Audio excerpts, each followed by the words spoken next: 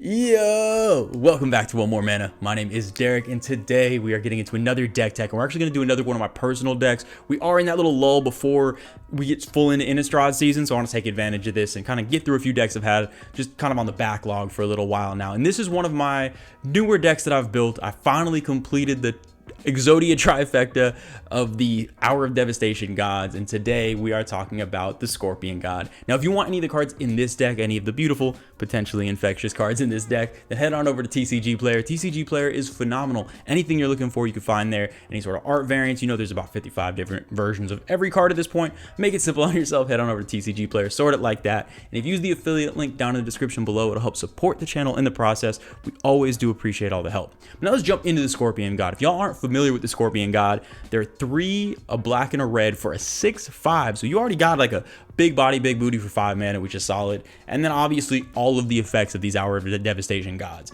Whenever any creature with a -1 counter on it dies, including itself, you go ahead and draw a card, which is obviously kind of the most important thing. And you can pay 3 mana, 1 a red and a black, to put a -1 counter on any creature, and then the normal Hour of Devastation god text where when it dies, on that end step you can bring it back to your hand to get around commander tax, which is always amazing. Now this, obviously we want to use -1 counter synergies. It kind of just says it on the card, that's what it cares about. But we need to figure out a balance, because this deck, when I was building it, you realize things dying aren't what matters.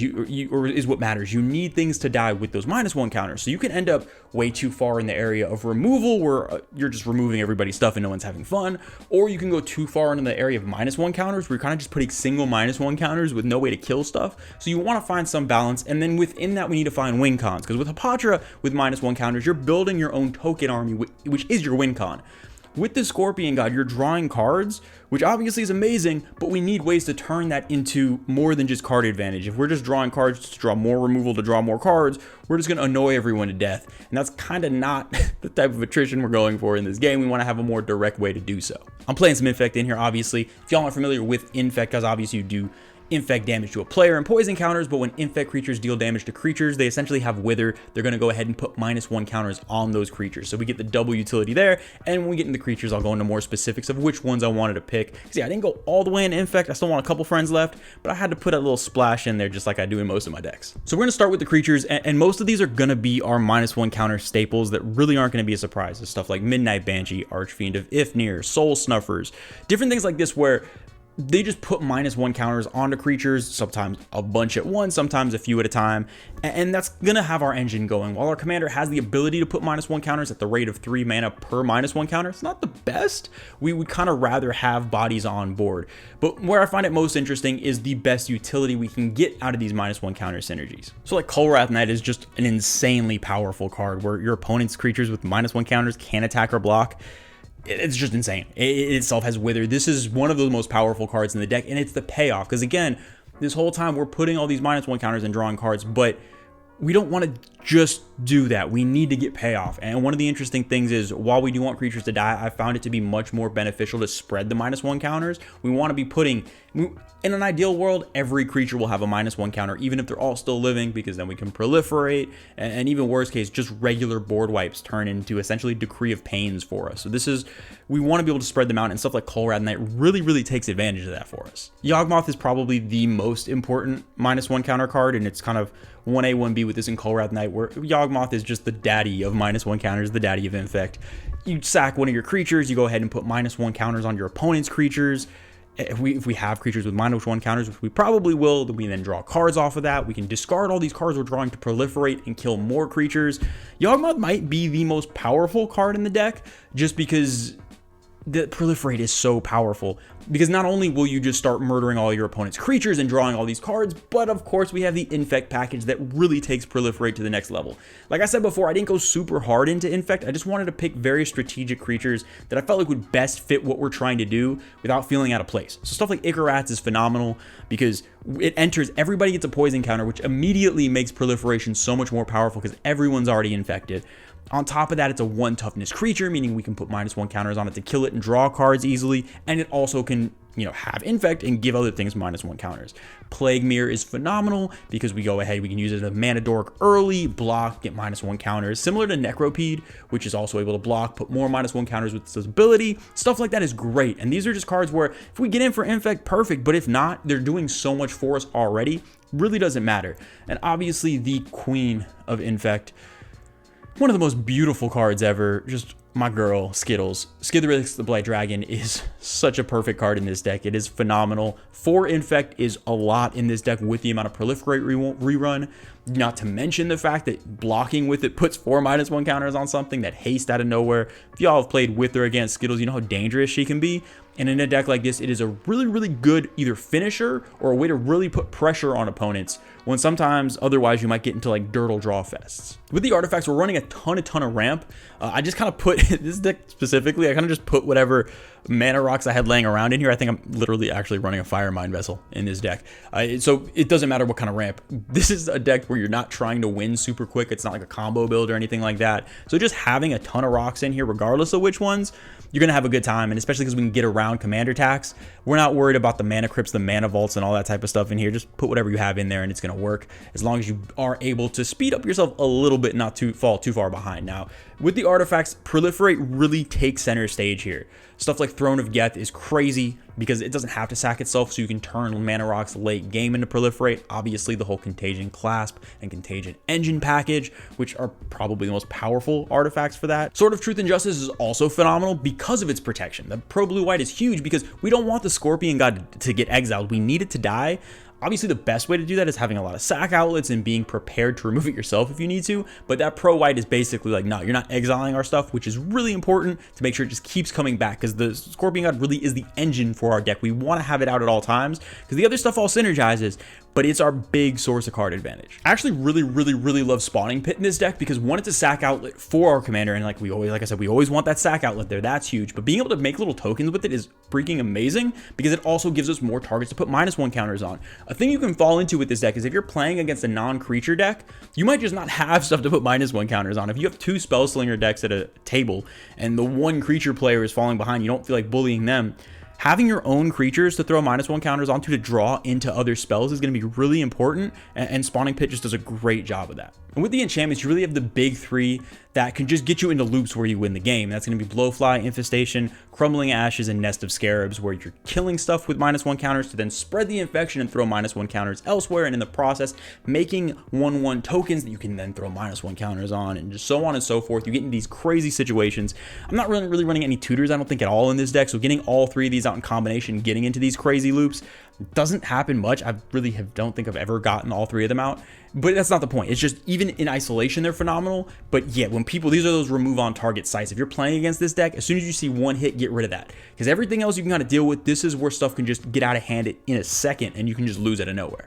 I absolutely love Glistening Oil and Phyrexian, and obviously we're going to get more into this in the game winning step, but Glistening Oil specifically I love so much because you can give other creatures infect. So you can put this on one of your opponent's creatures, have that creature get -1 counters, which we already want to do, and just tempt them to be spreading infect to other players. Put it on their best creature and see if they're going to swing. And the way I play Magic and the way I love Phyrexia, man, if you hit me with it and I get infected out, that is a win for me. I get taken home to Phyrexia. I'm not even mad about it. So these are very fun. You can use them politically, which I've realized politics and infect might not seem like it goes together, but they can really spice up the game at times, especially if you're in a situation where one player is getting real scary late and you need to be able to take them out of nowhere. And then with the instance, we're running a lot of removal, but the coolest thing is a lot of these -1 counter synergies allow us to run removal that normally isn't optimal in EDH, and it's really fun, and I love running some of these cards. So it's like Volt Charge only deals 3 damage, but because we have so many -1 counters, 3 damage is normally going to be enough to kill most things.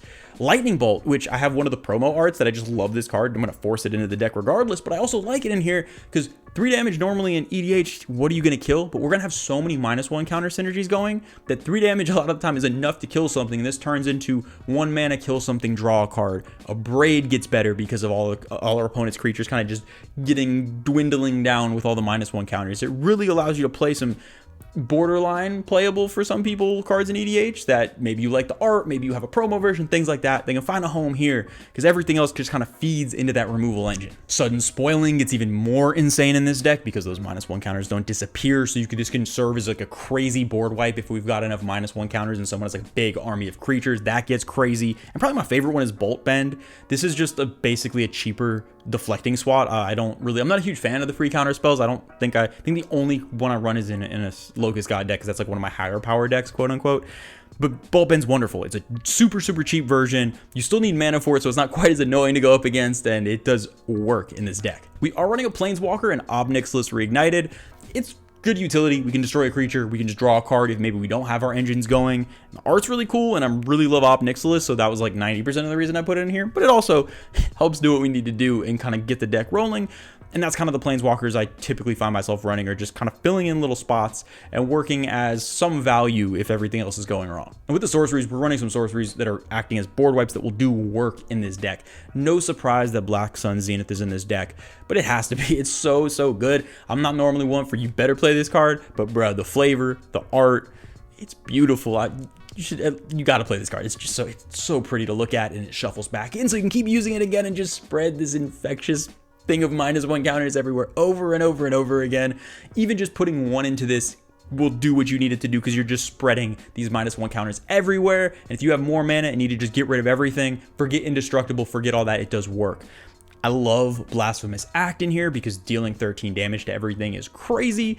And again, this is basically going to double as a Decree of Pain, which is also in this deck if we're spreading these -1 counters. Now, my favorite pseudo board wipe is Chandra's Ignition. Chandra's Ignition is absolutely crazy in here for so many reasons, but putting this on an infect creature, give everybody poison, put -1 counters on everybody's creatures, put it on a creature with Wither, and we can go ahead and just put -1 counters on everything. This serves as a really insane board wipe that will draw us so many cards, and it's perfect because if we're in a situation where we're just trying to catch back up, boom, great, we can draw a bunch of cards, get rid of some big threats, or in other situations, we can just straight up win with it. And that flexibility, Chandra's Ignition is an all-star in this deck that you're probably going to hear me say more about later. The last one I want to talk about here is Tempt with Vengeance. And the Sorceries are really important. If you look at them on the list, basically every one of these are all-stars in this deck. They do so much work. Probably my favorite non-creature category in here. But Tempt with Vengeance is so good in here because we want people to have 1/1s. If people go ahead and take this offer, perfect. We end up with a billion 1/1s on board that one of our crazy Soul Snuffer type effects comes in. We're drawing so many cards. But if they don't want to get tempted, then we're the only one who benefits. We get a bunch of tokens and nobody else does, and we can still do that and draw a bunch of cards. If this is obviously, they always say don't get tempted, but somebody at some point is going to fall for it to think they can take better advantage of it than you can. That's when you just come in, spread the -1 counters, draw cards, and just smile when you got like 30 cards in hand. And then with the lands, mana base should be real simple. We don't need to go too crazy with this. Really, the only Grasping Dunes is a card that you can put in to spread -1 counters, and it's dirt cheap, so there's no reason not to, but it's slow. We kind of don't want to be sacking our lands, so High Market is a wonderful card. I would definitely highly recommend High Market. I'm not running Phyrexian Tower because I don't have a second copy, but if you have one, that's great in here to get sack outlets, because I'm not as heavy in sack outlets as I am for the Scarab God and the Locust God, to make sure that they don't go to the graveyard, but at the same time, we do want to get sack outlets where we can, just to make sure that we want our commander to die. We really are in a bad spot if our commander tax gets really high. A couple more lands that I think are really interesting in this deck. Karn's Bastion, I guess, isn't obviously included because of the proliferate. That's a great thing to have in here, and just having on a land late game that can act as a finisher if we have infect on people, or just to draw more cards. Care Keep is really interesting because, again, pooping out these little tokens is great because late game, if we have a bunch of mana and don't know what to do with it, being able to poop out tokens, put -1 counters, draw cards, we can start digging for answers, and just having it on a land is wonderful. Unfortunately, this next card has gotten really expensive recently, but if you do have one, Inkmoth Nexus is so good in here. It's a flying blocker if you need one. You can go ahead and just chump block with it if you need to spread -1 counters out of nowhere. You can get infect into players early game to set up proliferate triggers.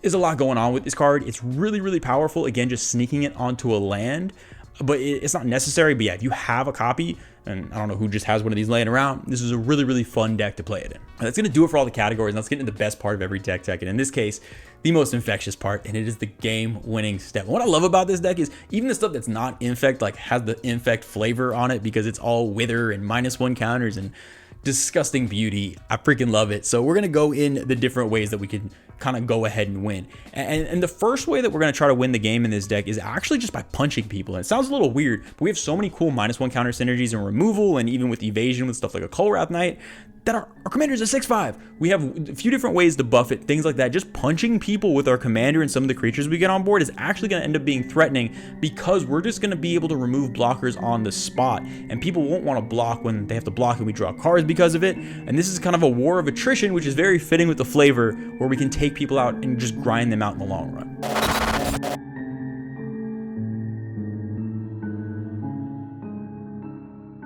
And I'm not going to waste any time. We're going to jump right into this week's trip to Phyrexia. Let's look at how we're going to win with Infect, because that's really the primary way we're going to look to do stuff. War of attrition, punching people, basically just using our removal on spot is the way I probably most likely win games. I actually don't win a ton of games with this deck, but when I do, that's usually how it goes. But Infect is going to be the most fun way, and in all honesty, if you can find ways to set it up right, might end up being the most consistent as you get used to picking your spots. But there's really two different ways we're going to split this trip to Phyrexia into 2 spots, and how we want to do this. One is going to be with our Infect creatures. We might want to go ahead and use Skittles or Inkmoth Nexus, or use the Icarats, and then have all our proliferate engines, whether it's the Contagion engine and Contagion class type deal, or with Yawgmoth, and just start proliferating, discarding cards, going crazy.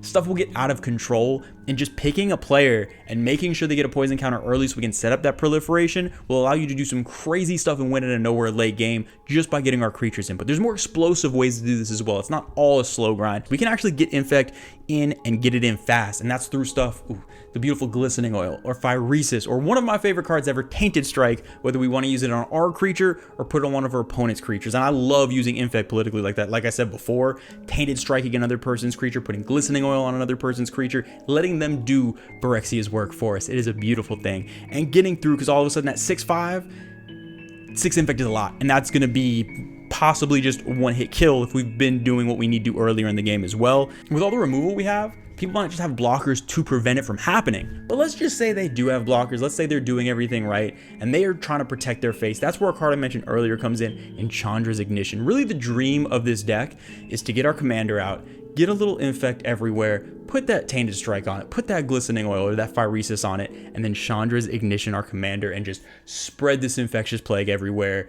Put the just -1 counters on everything, poison all our opponents, and if we, at that point, we probably don't need to proliferate anymore, but maybe just for the cherry on top, we proliferate again and make everyone one with Phyrexia. That's gonna do it for this week's deck tech. I really hope y'all enjoyed it. I love this deck. It lets me use Infect in a really interesting way, in which it's a really big win con in the deck, but it's not just full on an Infect deck. It's not a super powerful deck. It's a grindy deck, so people, I haven't noticed anyone getting annoyed by it, because it honestly doesn't win much. But when it does, it's really satisfying, and it's a play pattern I just don't get to use for my other decks. If any of y'all have experience with the Scorpion God and maybe took it in a different direction, definitely let me know in the comments below. As always, a huge shout out to all the patrons. We really love and appreciate y'all so much. Thank you for believing in what we do, and so much exciting stuff to come. I'm gonna try to catch up on this backlog, but Innistrad's coming. I know it's a lot because stuff never stops coming, but I'm really excited about this. We're gonna be building Innistrad for a while, so get ready. But until then, I will see y'all next time.